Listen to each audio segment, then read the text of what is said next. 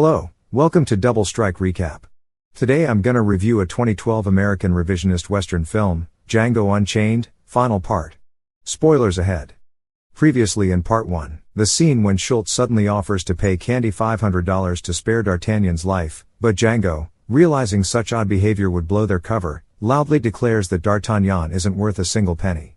Schultz, coming to his senses, agrees not to pay for D'Artagnan, and Candie has the slave ripped to pieces by the hounds as they all look on.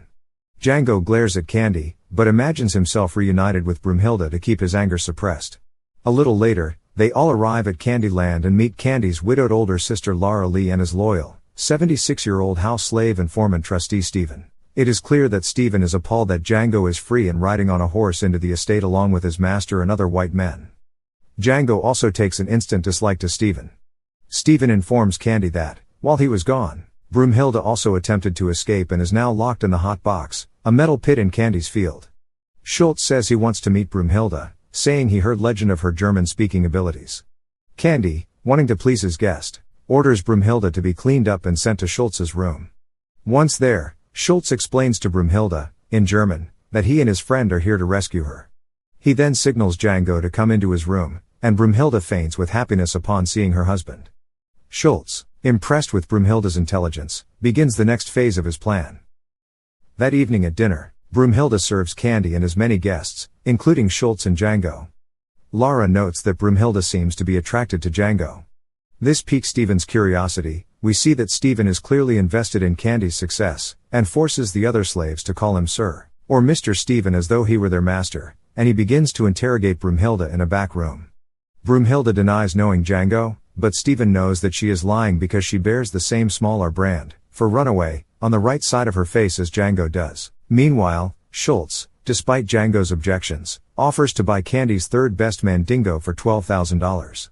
They agree that Schultz will return to the estate in 5 days with a lawyer to complete the transaction. Candie, clearly thrilled at this windfall, is then asked by King whether he can also purchase Broomhilda and take immediate possession of her. King claims he is interested in her ability to speak German, though Candie is convinced Schultz is simply sexually attracted to her. Before Candie can accept the deal, Stephen interrupts and asks to speak to his master in another room. Once there, Stephen, who is drinking brandy, tells Candie that he is convinced that Django and Broomhilda know each other and that Schultz and Django intend to buy her, leave the property, and never return for the Mandingo.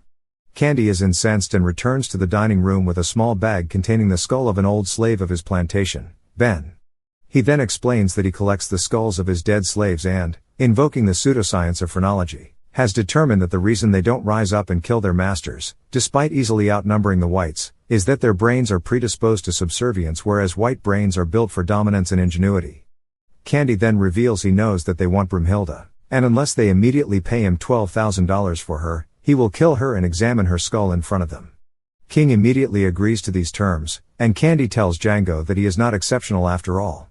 Schultz pays the $12,000 and Candie has his lawyer, Leonardo, begin drawing up the papers transferring ownership of Broomhilda to King. Candie gloats about his victory and intelligence, and Schultz begins to think of D'Artagnan's brutal death.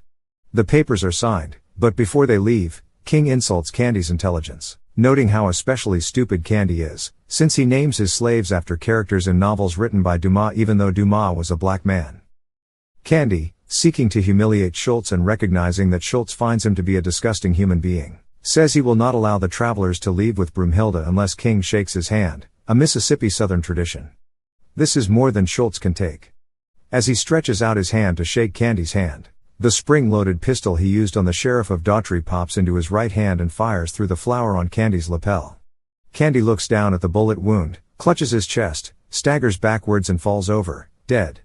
Stephen screams, "No!"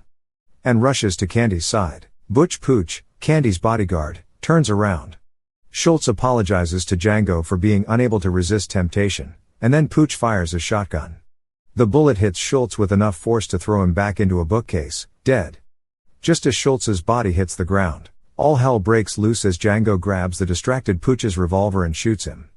Mogi tries to run, screaming for help, but is shot multiple times as he tries to enter the foyer. Django then is thrown back into the foyer, and a shootout ensues as he trades fire with numerous white ranchers. Blood flies everywhere and bodies fall left, right and center. Despite taking several losses, several reinforcements of white ranchers arrive, armed with repeating rifles, where they use ladderzers to scale the second floor of the house to gain access and take position atop the second floor balcony, where they open massive return fire against the lone Django, who is forced to take cover under some furniture. The shootout ends when Django runs out of ammo, while Stephen and Billy Crash capture Broomhilda and threaten to kill her unless Django surrenders.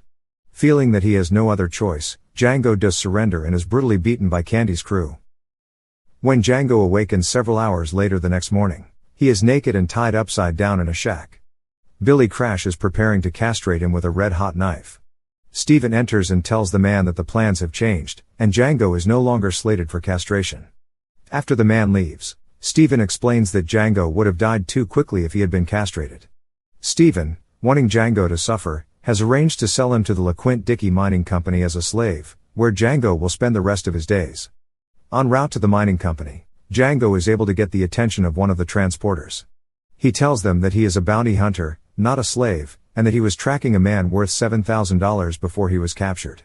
He promises that if they free and arm him, he will give them the lion's share of the reward. They find the bounty notice, from Django's first kill, on his person, and also question the other slaves, who admit that Django is a bounty hunter and rode into Candyland with a white man on a horse.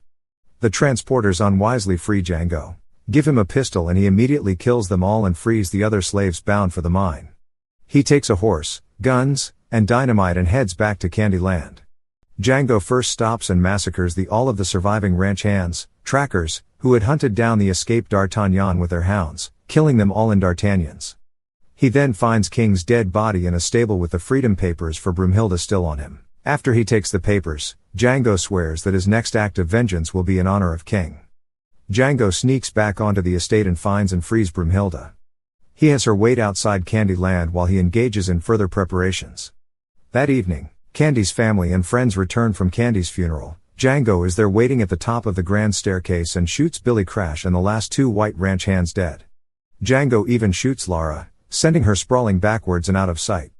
Despite that she is unarmed. Note, one can conclude that because Lara suggested, with the help of Stephen, that Django be sent to the LeQuint Dickey Mining Company, so Django eliminated her. After telling the two female house slaves to leave, Django then shoots Stephen in both of his kneecaps, stating that, in the 999 slaves Stephen has likely betrayed while working for Candie, he has never met one like Django.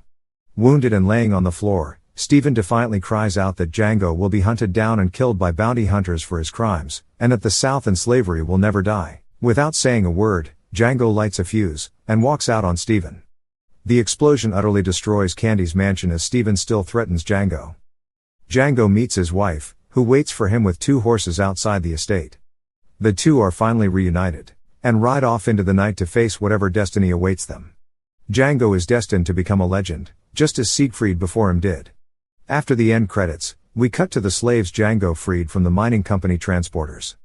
They remain seated where Django left them, still in awe of what they witnessed. Then, one asks what the name of that black man was, suggesting Django may not yet become a legend. If you enjoy this video, don't forget to subscribe, turn on the notification and leave a like to help the channel out. Thank you for watching.